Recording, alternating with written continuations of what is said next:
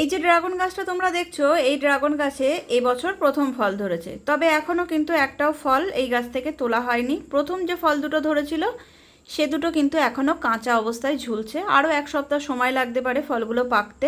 তবে ড্রাগন গাছে অনেক সময় প্রথম ফল ধরলে ফলগুলো সাধারণত ছোট হয়, তবে এই ফলগুলো কিন্তু ছোট হয়নি, বেশ ভালো বড় হয়ে উঠছে। এটারও কিন্তু একটা কারণ আছে। এই গাছে যদি অতিরিক্ত টেম্পারেচার যখন ছিল, মানে সিজনের শুরুতে ফল দাঁড়াতো, তাহলে সেই ফলগুলো ছোট হতো। আর এখন যেহেতু বর্ষা পড়ে গেছে, টেম্পারেচারও অত হাই না, সেহেতু ফলগুলো একটু সাইজে বড় হচ্ছে। একটু আগে তোমরা একটা বড় ফুল দেখলে, ওই ফুলটা কিন্তু আজ রাতে ফুটছে। ওর সাথে সাথে অন্যান্য ড্রাগন গাছেও আরও ফুল ফুটবে রাতের বেলা। তো আজ রাতে কতগুলো ফুল ফুটছে তার ভিডিও করে রাখছি, কাল তোমাদেরকে শেয়ার করব।